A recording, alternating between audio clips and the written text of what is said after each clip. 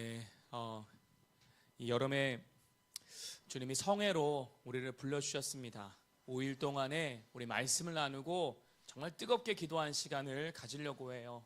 특별히 이 7, 8월에 회복의 말씀을 주셨어요. 영적으로 재건되어지고 또 우리의 영과 혼과 육이 회복되어지는 그러한 시간으로 주님이 우리를 불러주셨습니다.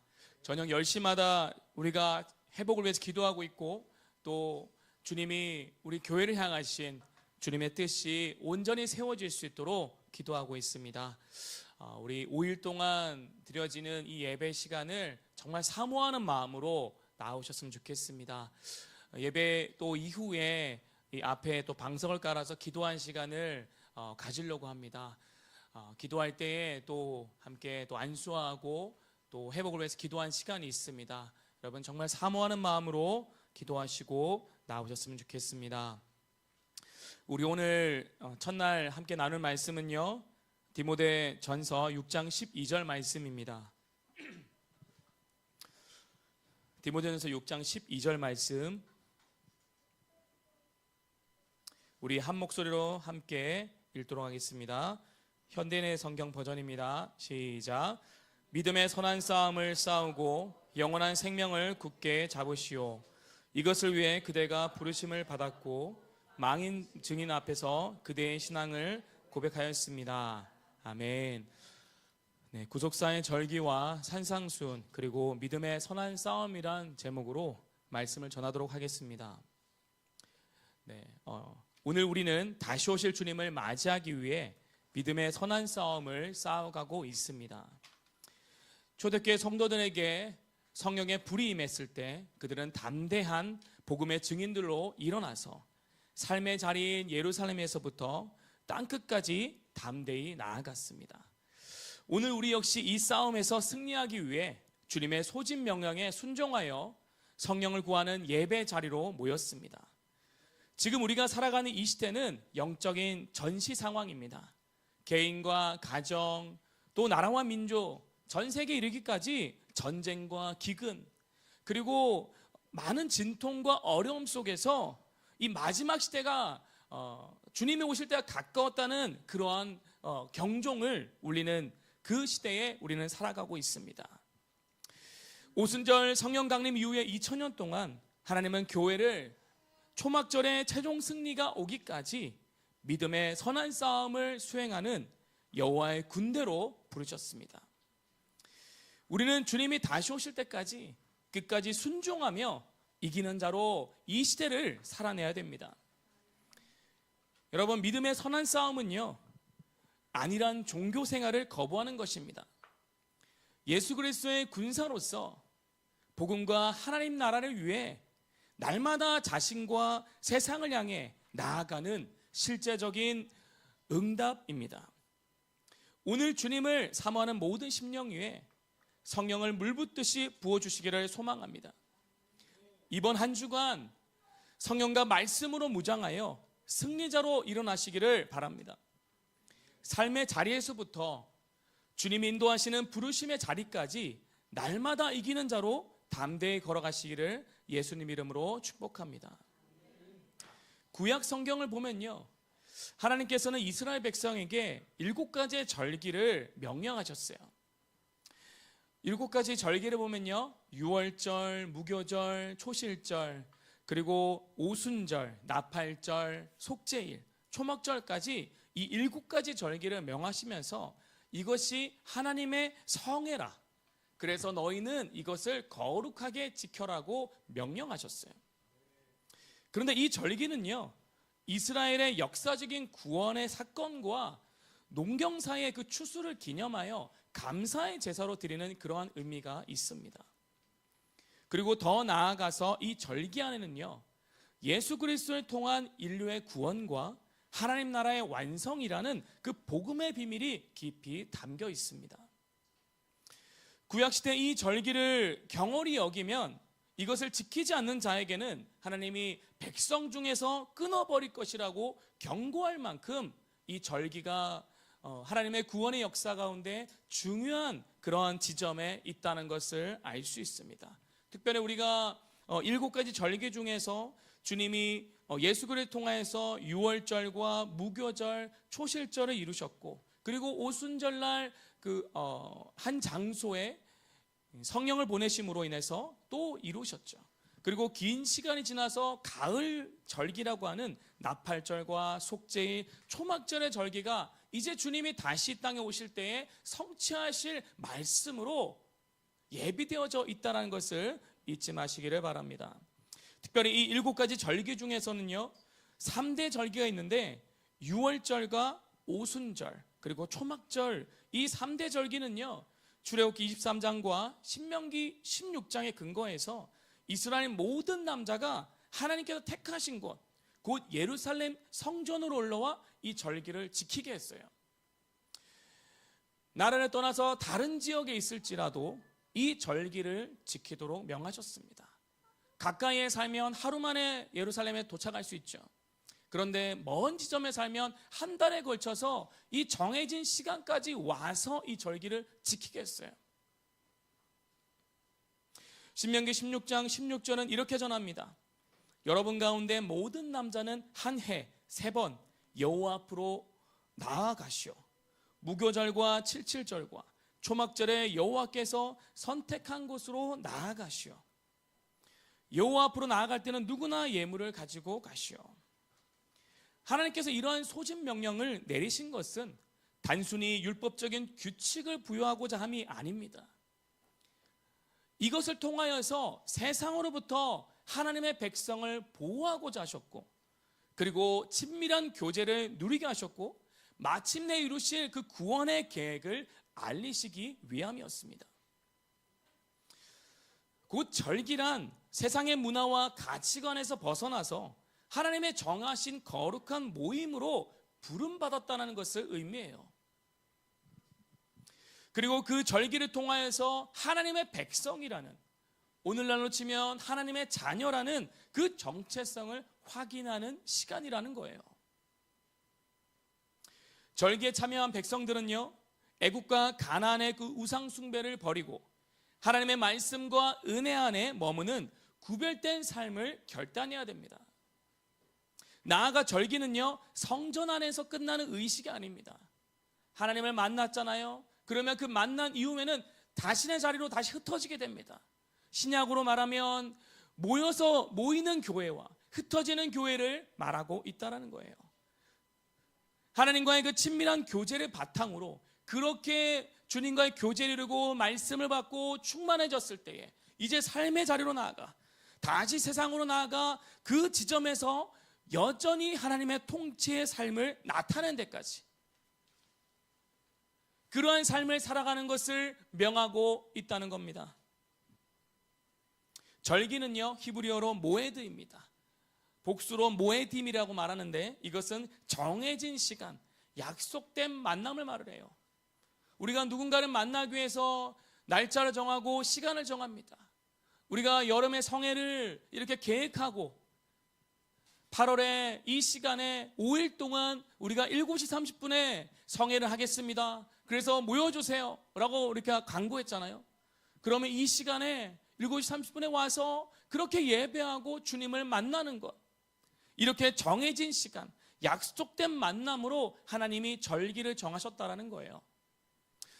그런데 절기는요, 분명하게 말하면 우리가 정해놓은 이 크로노스의 시간이 아니라 하나님이 정해놓은 그 역사, 하나님의 구원의 역사에 이 카이로스의 명확한 시간에 이 절기를 정해놓으셨다라는 거예요.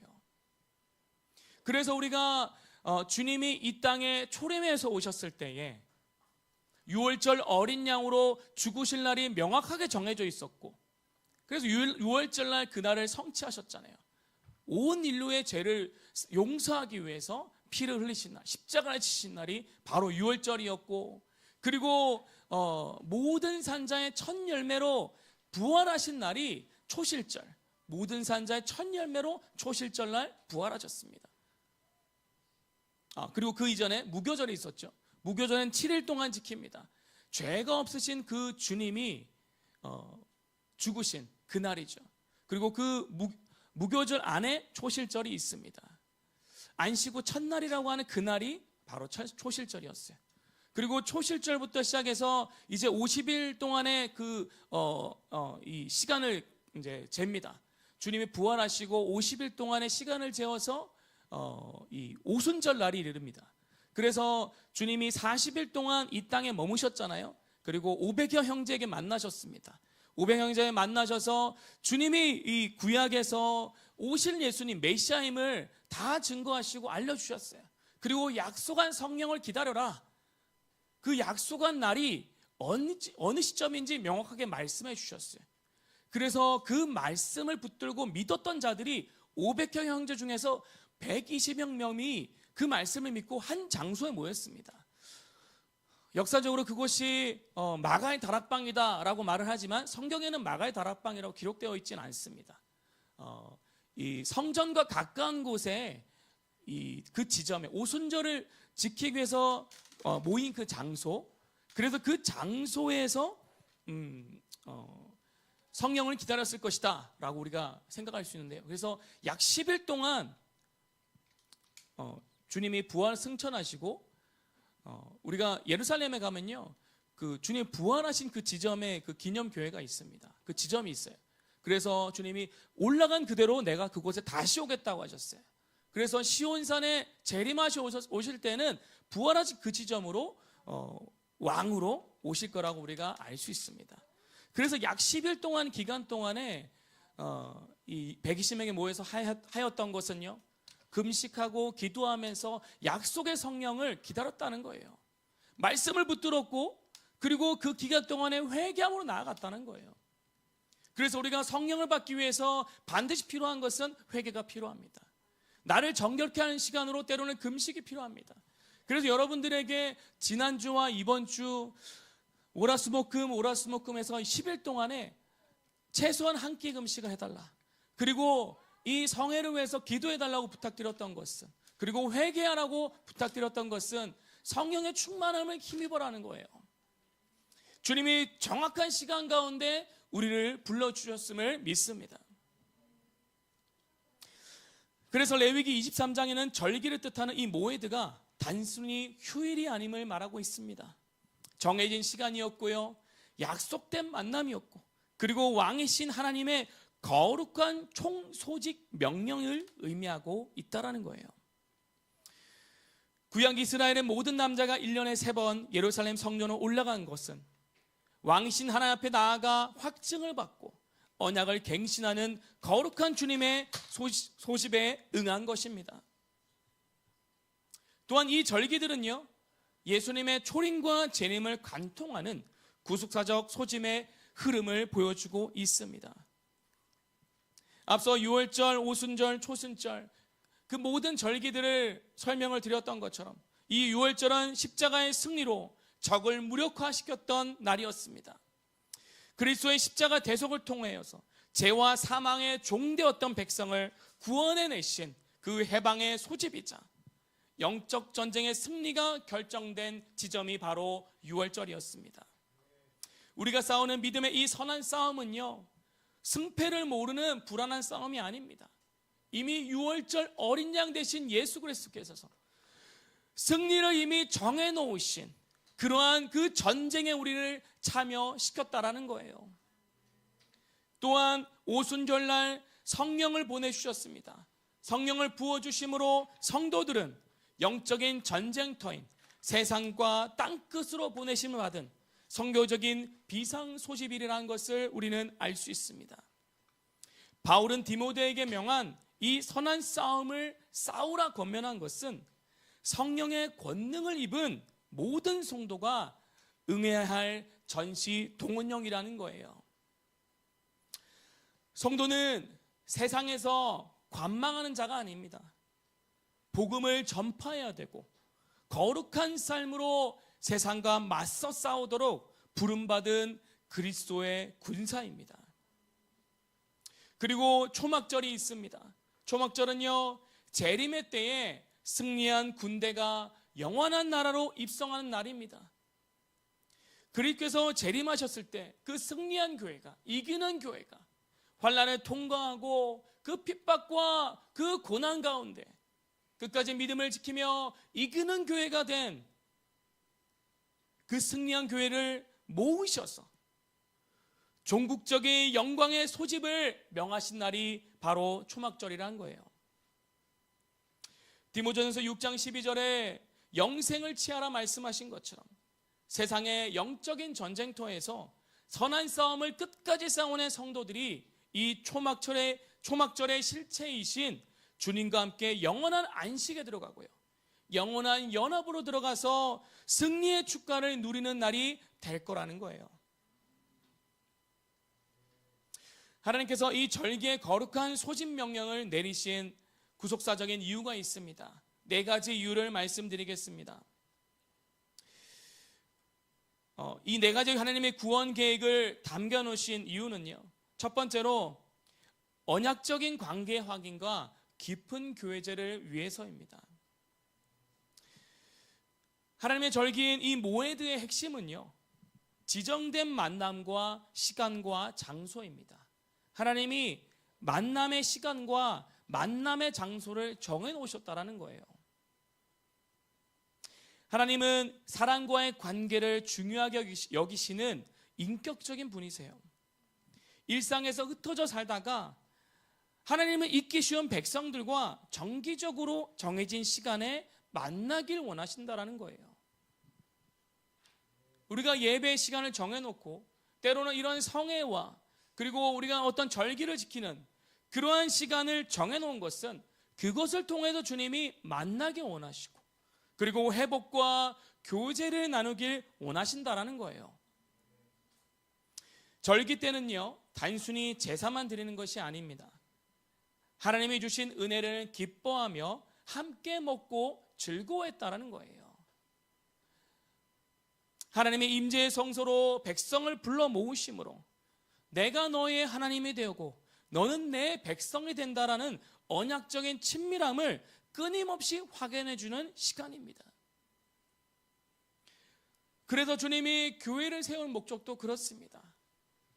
주님이 교회를 통하여서 분명하게 하나님이 너의 하나님 되고 너는 나의 백성이 되고 나의 자녀가 된다는 것을 끊임없이 확인해 주고 계시다라는 거예요. 하나님의 거룩한 소집 명령을 내리신 두 번째 이유는요, 영적, 물리적 보호를 위해서입니다. 이스라엘 모든 성인 남자가 1년에 3번 반드시 예루살렘으로 올라가야 됐었습니다. 이것은요, 인간의 눈으로 봤을 때는 매우 위험한 일입니다. 왜냐하면 국경을 지키는 군사들이 자리를 비우는 셈이기 때문입니다. 각 지파별로 자신이 정해준 그 땅을 떠나서 예루살렘으로 모여야 되는데요, 가까운 지파, 유다 지파라든지 베냐민 지파는 예루살렘에 가깝기 때문에 며칠 걸리지 않을 거예요. 그런데 저 단에서 그리고 부엘세바부터 만약에 걸어서 예루살렘까지 간다고 한다면 걸어서 수일이 걸리겠죠. 뭐 보름 정도 걸린다고 생각해 볼게요. 보름 걸쳐서 예루살렘에 왔어요. 절기를 지킵니다. 일주일의 시간이 흐를 수가 있어요. 그리고 다시 돌아가면 또 보름만큼 걸리는 거예요. 그 시간 동안에 그 땅을 지키는 사람이 없습니다. 그리고 뿐만이 아니라 농사철이면 어떻습니까? 씨를 뿌리고 물을 줘야 되고 이것을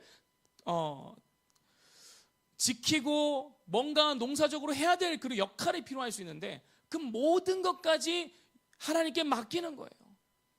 전쟁의 위협으로부터 그리고 소산물까지도 여호와가 돌보시는 것을 믿음으로 내어드리고 하나님의 명하신 그 지점으로 나오는 겁니다. 하나님이 이 소정 명령 가운데 특별한 초자연적인 보호를 약속해 주셨어요. 출애굽기 34장 24절 말씀을 우리 같이 읽어볼까요? 함께 읽겠습니다. 시작. 내가 해마다 3번씩 너희 하나님 여호와 앞에 나올 때 아무도 너희 땅을 탐내지 못할 것이다. 아멘. 명령하셨어요. 이것을 믿기 때문에 그 긴 시간을 비우고 하나님 명하신 장소로 가는 거예요. 그런데 어떻습니까? 우리는 주님이 명하신 그 지점으로 나올 때 나 이거 해야 되는데 내 다른 약속이 있는데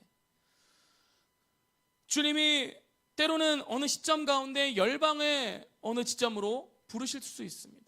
그리고 우리를 어떤 시간 가운데로 들어가게 하실 수가 있어요. 그런데 우리 안에 염려가 있고 또 다른 생각들이 있으면 그곳에 마음을 쏟을 수 없다라는 거예요.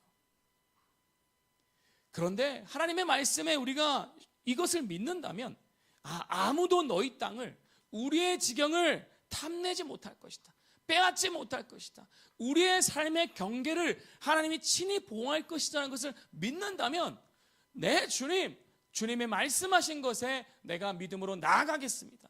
말씀하신 지점으로 내가 순종하겠습니다. 발을 디디겠습니다. 그럴 때 어떤 일이 생깁니까? 주님의 보호하심을 경험할 수 있습니다. 적들의 침입으로부터 주님이 함께 하심을, 지키심을 우리는 경험할 수 있습니다. 세상의 방어막을 내려놓고 그 경계를 내놓고 오직 하나님의 명령에 순종하여 하나님 앞에 모일 때 하나님은 친히 그들의 가정과 국경을 지키시고 그의 삶의 지경을 지키시는 초자연적인 보호를 경험하게 하셨습니다. 그래서 여러분, 정말 우리가 믿는 것은 하나님의 말씀을 따라 걷는 것이 그 걸음이 가장 안전하다는 거예요. 말씀 앞에 서 있는 것이 가장 안전하다는 거예요. 세상에 많은 생각과 계획과 그 뜻이 있어도 여러분, 가장 안전한 것은 주님의 말씀 앞에 말씀 붙들고 있으라는 지점에 있는 것이 가장 안전하다는 것을 믿으시기를 바랍니다.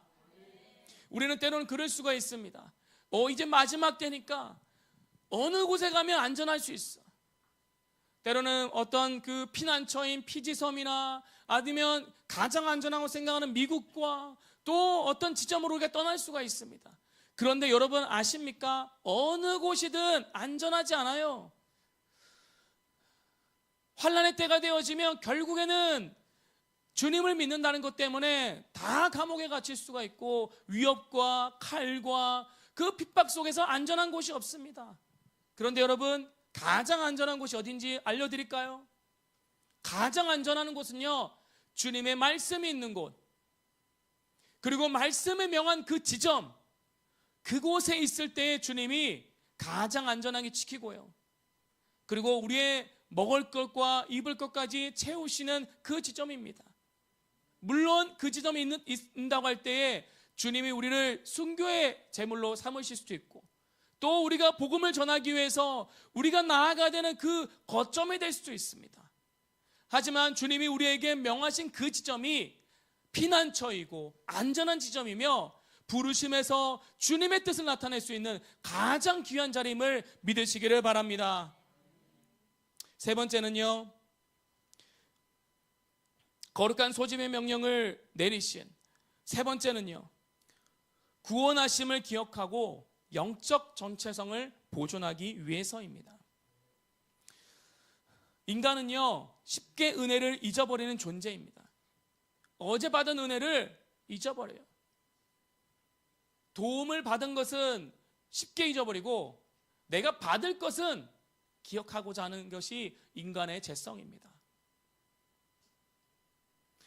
그렇기 때문에 하나님의 백성들이 세상의 가치관과 그 우상 숭배에 물들지 않기 위해서 너는 구원받은 하나님의 백성이라는 것을 잊지 않게 하기 위해서, 너는 하나님의 자녀야, 너는 이 땅에 하나님의 특별한 그 부르심을 받고 이 땅에 보내심을 받은 자야, 그것을 잊지 않도록 정기적인 소집을 명령하신 거예요.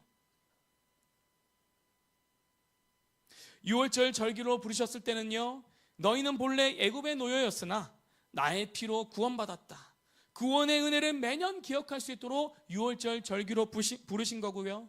그리고 오순절과 초막절은요, 광야 40년 동안 너를 먹이시고 입히신 그 은혜, 그리고 가나안 땅에서 주신 그 결실에 대해서 감사로 기억하라는 것을 그 절기로 부르셨다는 거예요. 또한 온 이스라엘이 그 절기로 모입니다. 흩어져 있을 때는 각 지파와 그 가정들만이 모여서 그렇게 예배로 씨름했다면, 동일하게 한 자리에 모였을 때에는 동일한 구원의 역사를 되새김으로 인해서 세상 속에서 타락하지 않고 거룩한 백성이라는 영적인 정체성을 유지할 수 있게 하였다라는 거예요.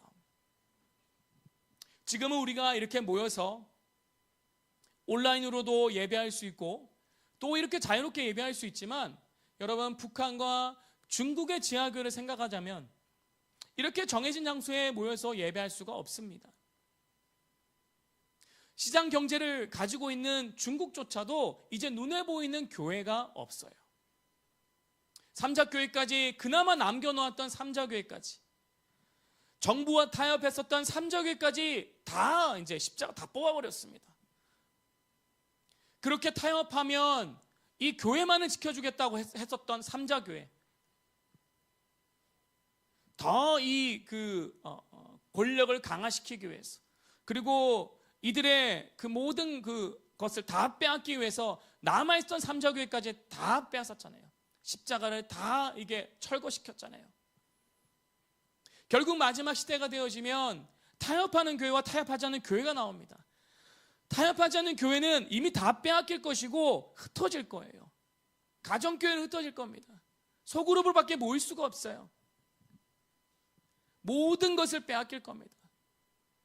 그리고 타협한 교회가 나올 건데요, 타협한 자들은 그렇게 타협한 것도 무릎을 꿇었을 뿐만이 아니라 그렇게 타협해서 뭔가 연명되어지고 그 지위를 지켜나가는 것 같이 생각들지만 결국에는 모든 것을 빼앗기고 수치스러움 가운데 있게 될 거라는 거예요. 그래서 우리가 이 절기로 주님이 흩어져 있던 그 지파들이 절기로 한 장소에 한 이스라엘을 모이게 하셨던 것처럼, 결국 마지막 시대에 거의 우리가 끝자락까지 왔는데, 이 중국과 북한을 보면 결국 북한은 더 모이기 어렵겠죠. 근데 중국을 보면 한 장소에 예배 장소로 모이라고 이렇게 공고를 합니다. 그러면 그 장소로 사람들이 막 모여요. 그 얘기를 들어보니까 이 허벌판에 한 건물 하나 세워놓은 게 있어요. 거기에 뭐 화장실이라고 딱 표시돼 있는데 거기로 모이라고 하는 거예요. 어느 날 8월 15일 날 저녁 8시에 모이세요. 그런데 다 같이 모이지 말고 다 다른 지점에서 이 지점으로 모여주세요.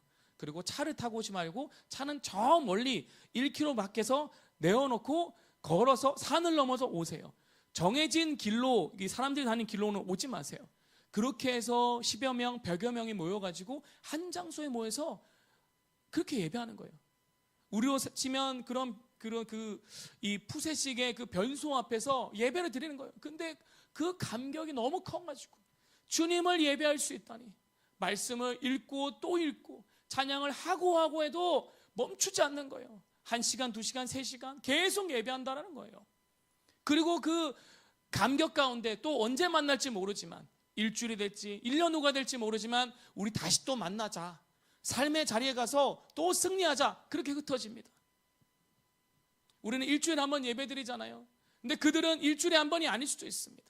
하지만 한 달에 한 번이 될지 1년에 한 번이 될지 그렇게 모인 그 마음의 그 뜨거움이 삶의 자리에 가서 이런 예배는 드리지 못할지라도 계속해서 싸워 나간다는 거예요.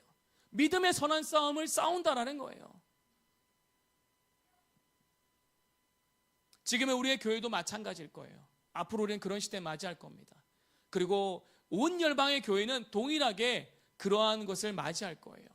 그랬을 때에 우리는 한 장소에 모여서 예배하는 시간이 있을 거고, 그리고 흩어졌을 때에 가족 단위로, 그리고 두세 사람이 모여서 그렇게 싸우면서 믿음의 선한 싸움을 싸우면서 환난의 때를 통과하고 주님 오실 때까지 이 믿음의 경주를 끝까지 가야 되는 그러한 시대를 우리는 맞이하게 될 거예요. 그래서 주님이 동일하게 우리가 하나님의 자녀임을, 거룩한 백성임을 모였을 때 보이실 것이고, 흩어질 때도 동일하게 싸워낼 수 있는 자로 주님이 기름 부으실 거예요. 네 번째로는요, 영원한 하나님의 나라를 향한 연습을 위해서 주님의 그 절기로 부르신다라는 거예요. 구약의 소집 명령은요, 결국 신약의 교회가 누릴 영원한 구원의 완성을 바라보게 하는 예표입니다. 예수님은요, 수고하고 무거운 짐진 자들아 다 내게 오라고 부르셨어요. 십자가와 부활을 통해 우리를 하나님과 끊어지지 않는 영원한 관계 속으로 우리를 부르셨습니다. 그리고 오순절 성령 강림의 그 시간을 통해서 이제는 지리적인 예루살렘뿐만이 아니라 성도의 그 심령과 그 마음과 그리고 교회 공동체 안에 그리고 흩어져 있는 그 열방 가운데 하나님이 거하시며 날마다 깊은 교제를 누리신다라는 것을 말씀하고 계시다라는 거예요.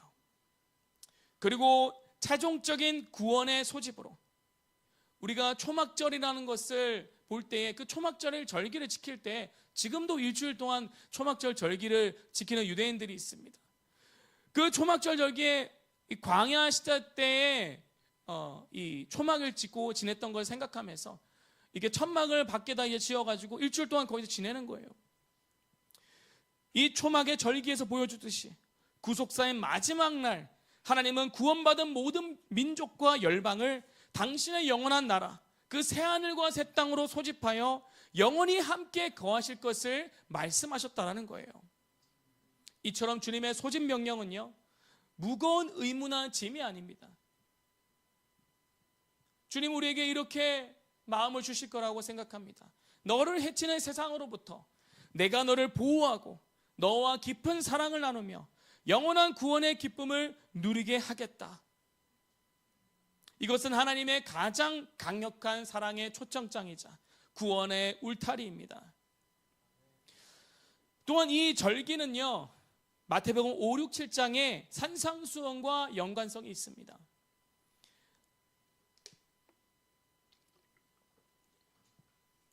예수님께서는요, 산상수훈을 통해 구약의 절기와 율법에 담긴 그 참된 영적 의미를 완전하게 성취하시며 절기의 그 소집 명령에 의한 성도가 이제 세상 한복판에서 어떻게 살아가야 될지, 하나님 나라의 백성으로서의 살아가는 그 방법을, 그 법을 산상수훈의 그 말씀으로 우리에게 주셨다라는 거예요.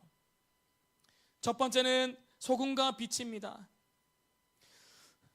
거룩함을 입은 성도는 세상의 부패와 죄악을 막아서는 맛을 지녀야 합니다. 절기의 의식에는 참여하지만 일상의 삶에서 부패한다면 그것은 맛을 잃어버리는 소금과 같습니다. 또한 이 산 위의 동네에 등경의 빛을 내는 자로 부르셨는데요, 절기 때마다 온 이스라엘이 예루살렘의 그 성산에 향해 올라갑니다. 그것과 같이 예수님은 성도들 향해서 너희 자신이 바로 산 위에 있는 동네이자 세상의 빛이다. 너는 세상의 빛이요. 이렇게 선언하셨습니다. 그 받은 은혜의 빛을 성소 안에만, 여러분의 삶에만 가두어 두는 것이 아니라 세상 가운데 착한 행실로 비추어내고 하나님 아버지께 영광을 돌릴 수 있는 그 빛의 삶으로 살아내라는 거예요. 두 번째는요, 율법의 완성으로서의 산상수훈을 말하고 있습니다.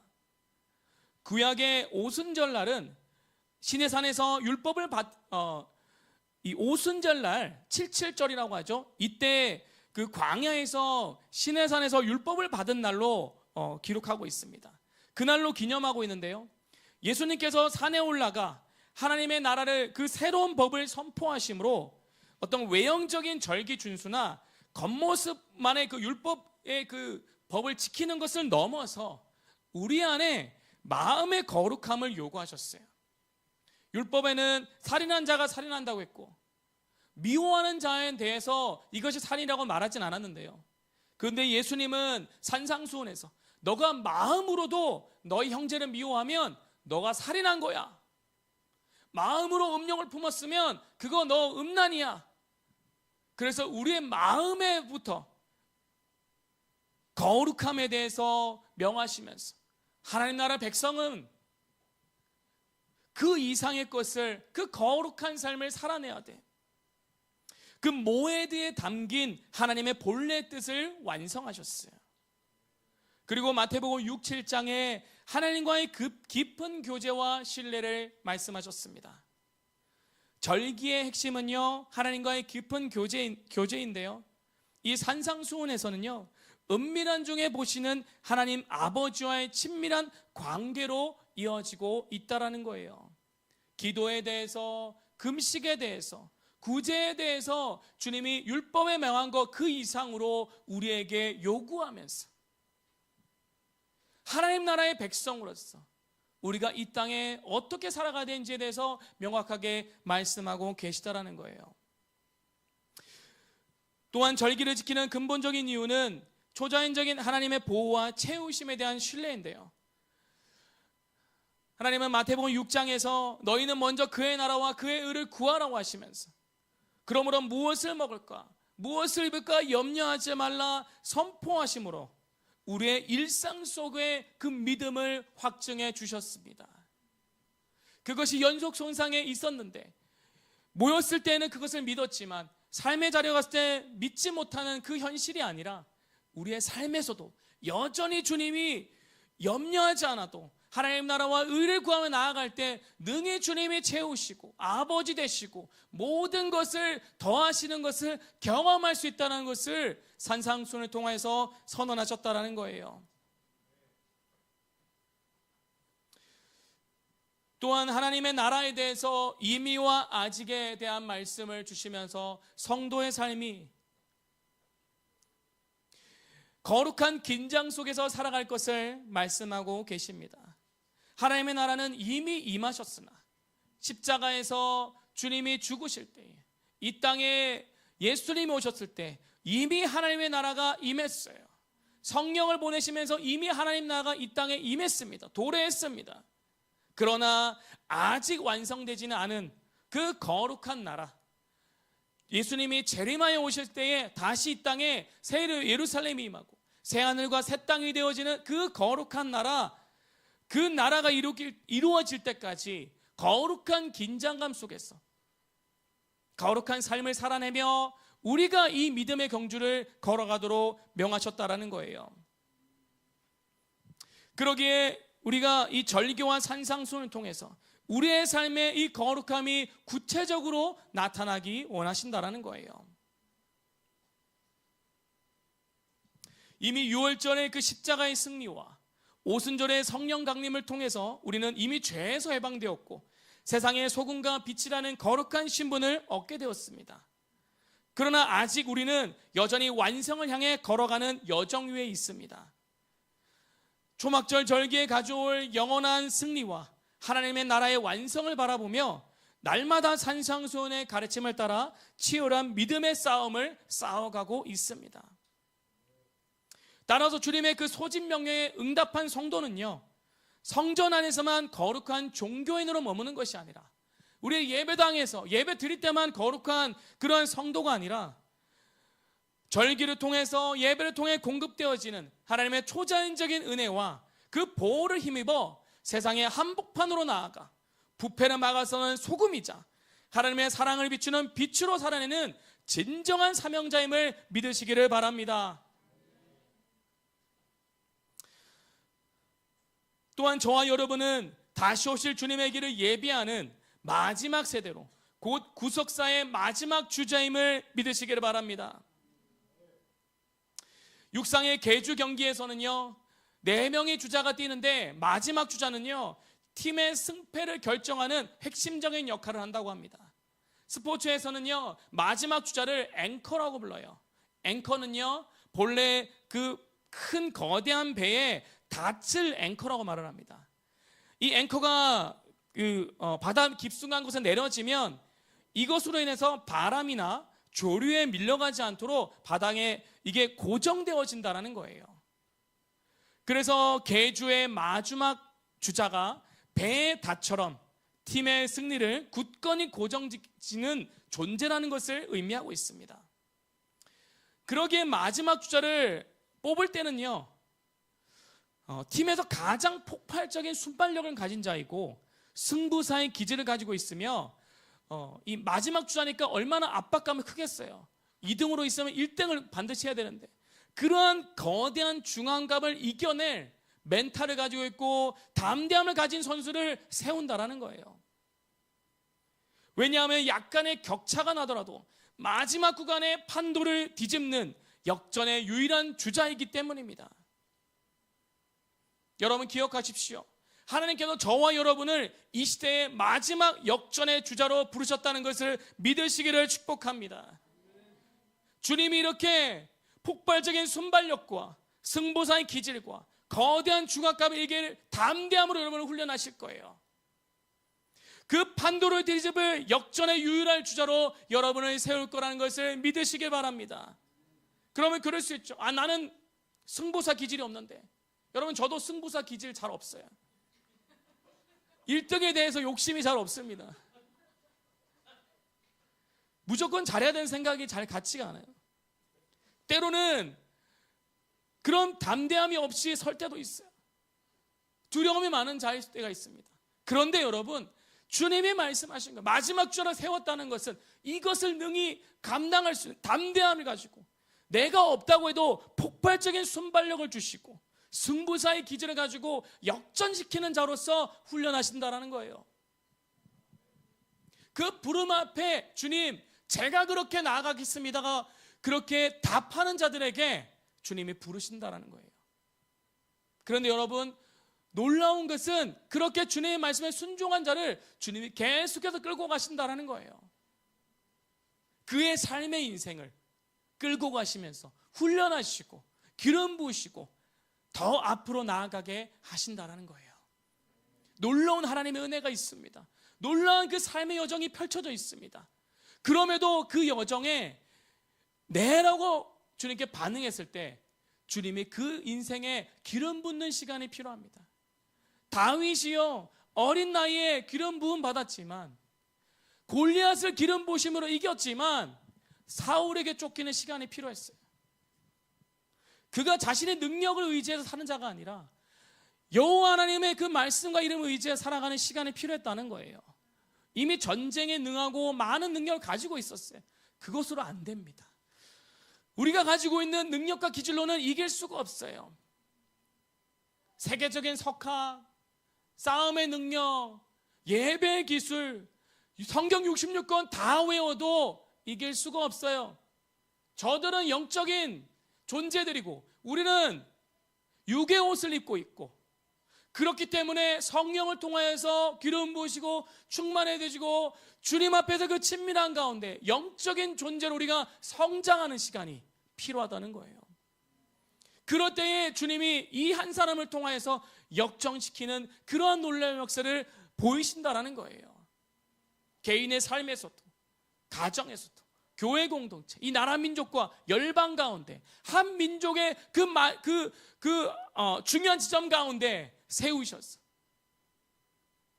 댐에 무너지는 것을 막아서게 하는 그 역할을, 잃어버린 한 영혼을 그리스도에 인도하는 역할을, 모두가 포기한 그 사람을 다시 일으키는 그 지점으로, 아무도 안 된다고 생각했던 불가능했던 일들을 가능케 하는 자로 마지막 시대에 주님이 사용하실 거라는 거예요. 마지막 시대에 주님은 두 증인과 같은 사람을 일으킨다고 하셨습니다. 엘리야와 같고 모세와 같은 그 사람들이 일으키셔서 그 환난의 때에 어리버리하고 있고 길을 찾지 못하고 순종의 걸음에 와 있지만 여전히 두려움과 그 위협 속에서 한 걸음 내딛지 못하는 그러한 주님의 교회들을 위해서 그 증인들을 일으키셔서 마지막 환난을 통과하게 하신다는 거예요. 주님께 순종하는 자들을 그 두 증인과 같이 그러한 무리들로 일으키실 줄 믿습니다. 그래서 주님은 우리의 힘만으로 뛰게 하지 않으셨습니다. 우리의 능력으로 했으면 불가능했을 거예요. 주님은 마지막 날 내가 내 영을 모든 사람에게 부어주겠다. 너희 아들과 딸들은 예언할 것이고 너희 젊은이들은 환상을 보고 너희 노인들은 꿈을 꿀 것이라고 사도행전 2장 17절에 말씀하셨어요.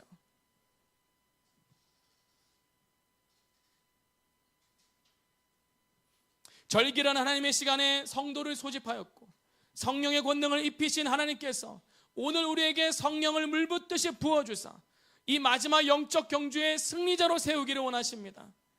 어떤 세상의 조류에도 흔들리지 않는 닷처럼 성령으로 무장하여 마침내 승리를 고정짓는 거룩한 앵커로 일으키시기를 주님의 이름으로 축복합니다.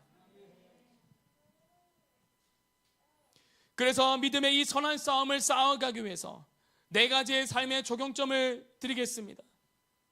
오늘의 우리의 삶의 현장에서 우리는 어떻게 마지막 역전주자로 부르심을 받은, 어떻게 믿음의 선한 싸움을 싸워갈 수 있을까? 따라하십시오. 첫 번째는 탐욕을 거스르고 자족함으로 싸우십시오. 첫 번째는 탐욕을 거스르고 자족함으로 싸우는 것입니다. 돈과 소유를 전신갑주로 삼는 이 세상 속에서 성도는 돈과 소유가 아니라 자족함과 정직함으로 거룩을 지켜냅니다. 교회 안의 열심을 넘어서 세상의 물질주의와 타협하지 않는 삶, 이것이 곧 부패를 막는 소금의 시작입니다. 그 소금과 그 믿음의 삶의 시작이라는 거예요. 두 번째는요, 따라하십시오. 세속에 맞서 소금과 빛으로 나아가십시오. 오순절 성령으로 무장한 성도는요, 어둠을 비치는 일상의 사명자입니다. 안일함과 그 쾌락을 거절하고 시간과 재정을, 그리고 생각을, 삶의 영역을 하나님 나라에 집중 배치하게 됩니다. 그래서 세상 속에서 용서하고 사랑하며 그 착한 행실로 복음을 드러내는 삶이 성령을 입은 여러분을 통하여서, 그렇게 소금과 빛으로 부르심 받은 자를 통하여서 드러나게 된다라는 거예요. 세 번째는요, 세 번째 믿음의 선한 싸움은요, 따라하십시오. 영적인 게으름을 이기고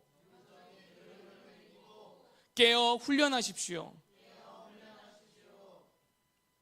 믿음의 선한 싸움은 한 번의 싸움이 아닙니다. 주님 오실 때까지 계속되어지는 영적인 전쟁입니다. 우리가 깨어 기도하고 그리고 말씀으로 삶의 영역의 순종으로 훈련되어져야지 우리 앞에 놓여져 있는 영적인 싸움을 능히 이길 수 있습니다. 우리가 시간을 내어서 기도해야 되고요. 그리고 말씀을 통하여서 우리의 삶을 비춰보면서 한 걸음 한 걸음 순종해 그러면 나아가야지만이 이 싸움을 싸워갈 수 있고요. 내 안에 있는 그 자아를 깨트릴 수 있고요. 그리고 세상의 거짓된 그 가치관을 분별해내면서 주님의 영적인 파수꾼으로 일어날 수 있습니다. 네 번째는요, 따라하십시오. 영원한 나라를 소망적으로 바라보십시오. 우리가 싸우는 이 싸움은 이미 십자가에서 이미 승리를 이룬, 그 승리가 결정되어진 싸움입니다. 그러기에 우리가 눈앞에 고난이 오고 오해가 오고 절망이 오고 좌절이 올 때에 주저앉거나 흔들리지 말라는 거예요. 우리의 시선을 영원한 나라에 고정하는 거예요. 그리고 주님이 다시 오셔서 이루실 그 전쟁의 승리를 바라보라는 거예요. 우리가 이 땅에 잠깐 머무는 이 시간을 물질과 세속의 가치를 따라 살아간다면 그것에 집착하게 되어져서 영원한 나라를 바라보지 못합니다. 염려가 오고 불안이 오고 두려움이 왔을 때 그냥 흔들리는 거예요. 그래서 예수님께서도 너희가 모래 위에 집을 짓지 말라, 반석에 집을 지어야 돼. 그러면서 산상수훈을 말씀하시면서 5장, 6장, 7장의 결론 지점으로 너희가 이렇게 살아갈 때에, 성령님이 너희를 이렇게 살아가게 만들 때에 그것이 반석의 집을 지은 거야 말씀하셨어요. 그런데 이 마태복음 5, 6, 7장의 삶이 너의 삶이 되지 않는다면, 너의 힘으로 애쓰려고 노력해서 이렇게 살아가려면 이것은 모래 위에 집을 지은 거야. 그것은 바람이 불고 홍수가 나고 그렇게 어려움과 위기가 오면 다 무너져 버려. 그러기에 반석의 집을 지을 것을 말씀하셨어요. 그렇게 네 번째 영원한 나라를 소망적으로 바라보는 것을 통하여서 우리는 믿음의 선한 싸움을 싸워갈 수 있습니다. 말씀을 맺겠습니다. 주님이 저와 여러분을 부르고 계십니다.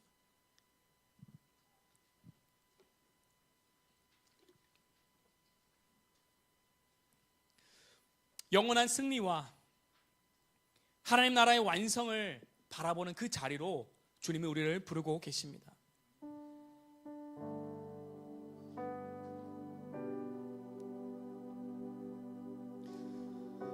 현대 교회가 유대력의 절기를 지키고 있지는 않지만 하나님이 우리를 그 깊은 만남과 교제에 정해진 시간으로 부르고 있습니다. 보리라 교회가 이 일주일 동안에 성회로 모이고자 하는 것도 주님이 계획하신 시간 중에 하나이죠.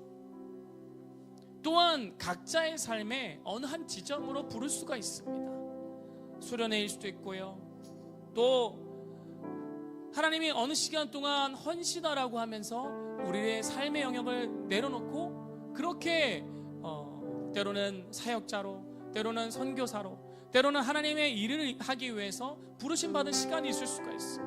각자의 시간 다를 수 있죠. 또 때로는 아빠로, 엄마로,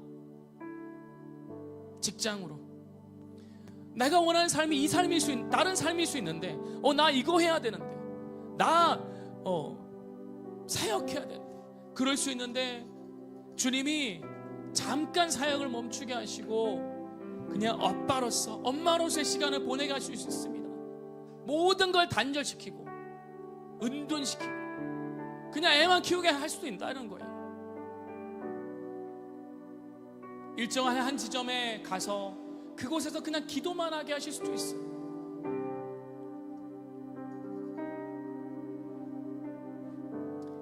그런데 아십니까?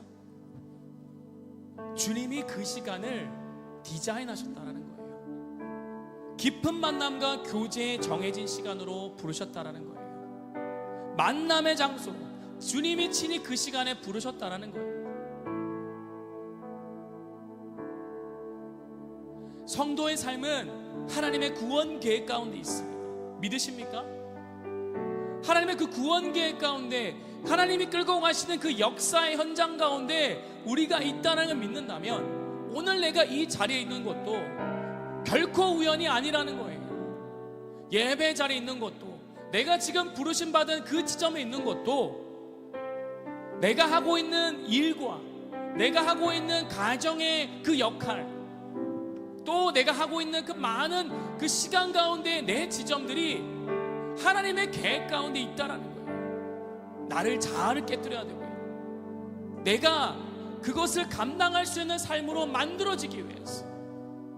여러분, 사도 바울도요, 다메섹 도상에서 예수님을 만났을 때 그는 이미 성경을 통째로 외우고 있었고 철학과 학문이 뛰어났던 사람이었어요. 따르는 사람이 많았어요. 당장 교회를 해도 큰 교회를 하면서 이스라엘 전역을 뒤집어 놓을 수 있는 사람이었어요. 그런데 그는 아라비아 사막으로 갔습니다. 아무도 없는 그 지점에 가서 그 광야에서 예수님과의 친밀한 교제 시간을 보냈습니다. 그리고 그 시간이 지났을 때에 그는 나와서 교회들을 개척하기 시작했고요, 교회에 편지를 쓰면서 이 신약의 일부를 완성해 나가기 시작했습니다.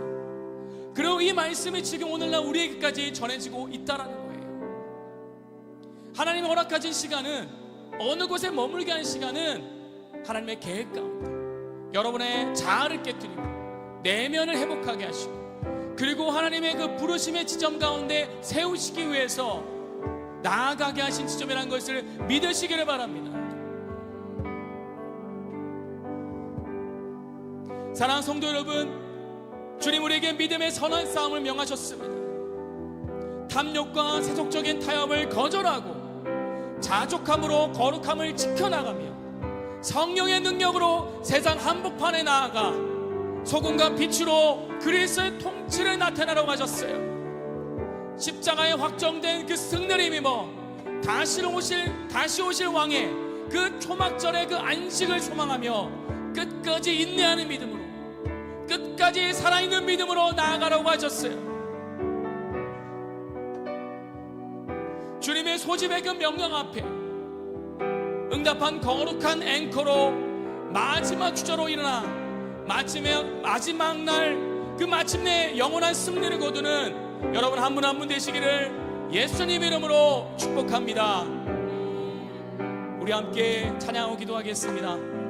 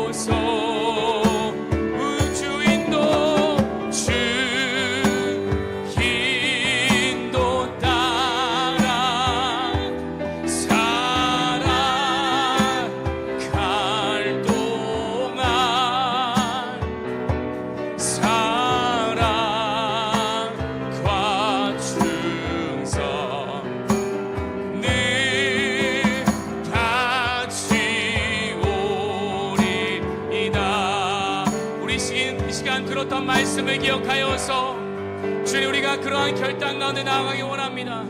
주님 우리가 정말 이 세상 가운데 주님의 말씀 앞에 우리가 믿음으로 반응함으로 주님 나아가기를 원합니다. 주님, 주님의 소진 명령 앞에 응답한 거룩한 앵커로 마지막 주저로 일어나게 하여 주시옵소서. 마침내 영원한 승리를 거두는 한 사람 한 사람이 되게 하여 주시옵소서. 믿음의 선한 싸움을 싸우며 주님 세상의 세속과 탐욕과 타협을 거절하고 자중감으로 거룩함을 지켜나가는 그 한 사람, 소금과 빛으로 그리스도의 통치를 나타내며 다시 오실 주님의 왕 되심을 이 세상 끝까지 전하는 그러한 한 사람으로 주님 서게 하여 주시옵소서. 우리 시간 주여 한번 간절히 외치고 우리 함께 기도하겠습니다. 주여,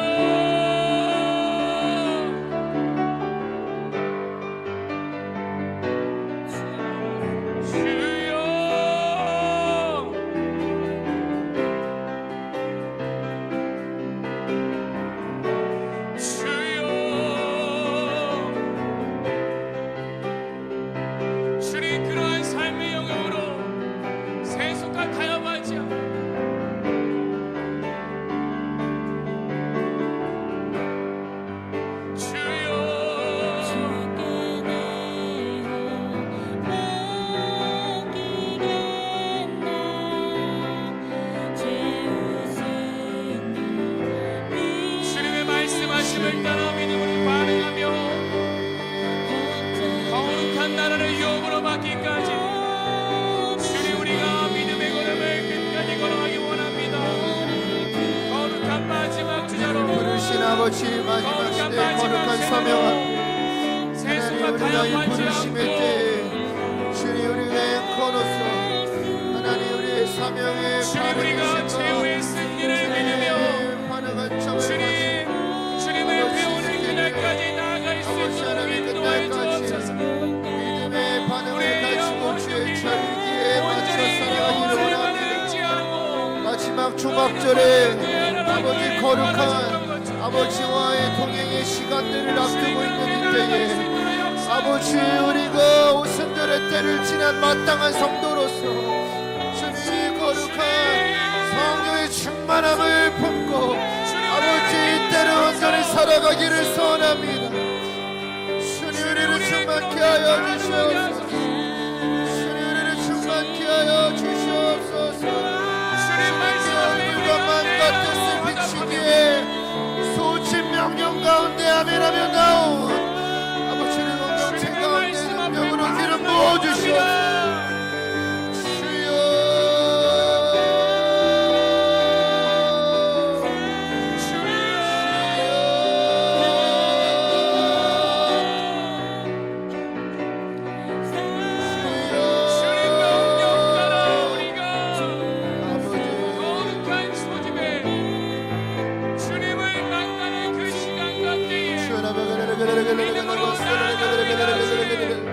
이를 켜주시고 아버지 우리 상황을 아버지의 각자의 온전하고 완전한 부르심에 우리가 아멘으로 아버지의 뜻이 항상 최선이고 주님의 때에 빛과 소금으로 아버지가 나오라 말씀하여 말씀하신 것이 가장 좋은 주님 것이오니 우리가 주님 당신의 주님 주의 우리가 영원한 우리가 하나님을 이 때를 믿음으로 반응하며 믿음으로 나아갈 수 있도록 역사하소서.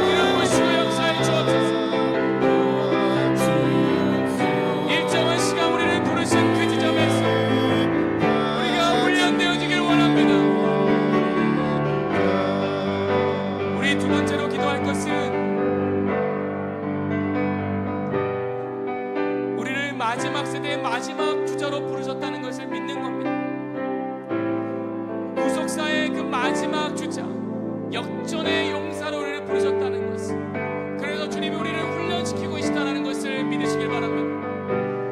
우리가 깨트려져야 하는 자아와 우리가 훈련되어야 되는 영역들이 세워지고 갖추어지기 위해서 오직 성령의 붙들림 받은 그런 존재로 내 힘과 열심과 내가 가진 것으로 싸우는 것이 아니라, 나는 아무것도 없지만 주님과 연합하고 성령의 기름 부으실 때에 능히 전쟁에서 이기는 자, 역전의 마지막 주자로 설 수 있는 것, 그러기에 주님 이 시간 우리가 마지막 주자로 주님이 부르셨음을 믿고, 네 주님 제가 여기 있습니다, 저를 사용하여 주시고 나를 세워주시옵소서, 진정한 사명자로 일할 수 있도록 역사하여 주시옵소서.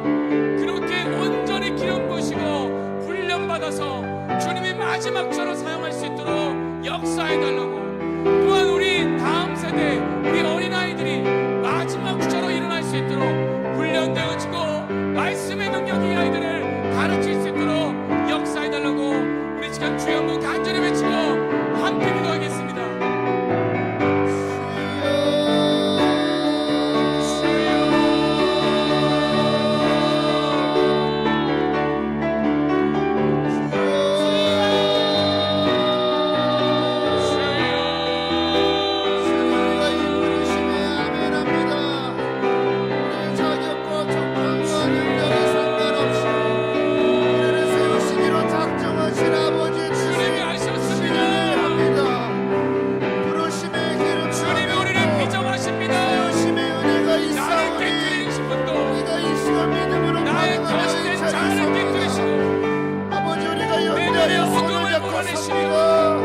나를 온전히 하신 분이 주님이심을 고백합니다.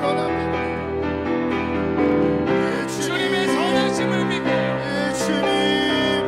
주님이 우리를 통하여 세상의 빛을 비추시는, 세상의 구름이 되게 하시는 아버지를 믿습니다.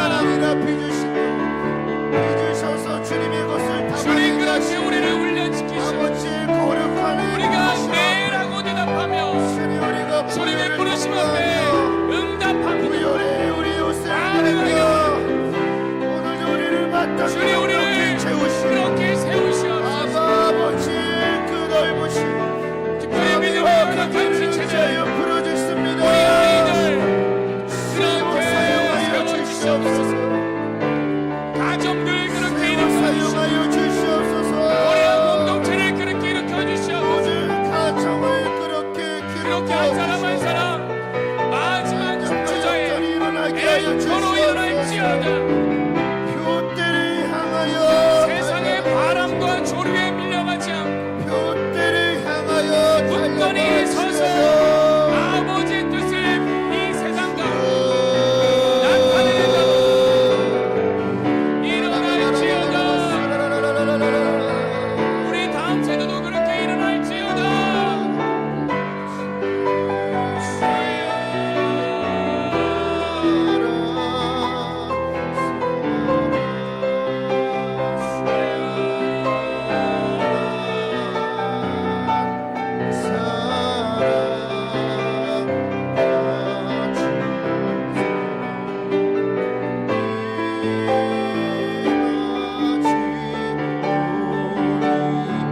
우리 시간 마지막으로 기도할 것은 우리의 영혼육 회복을 위해 기도하겠습니다.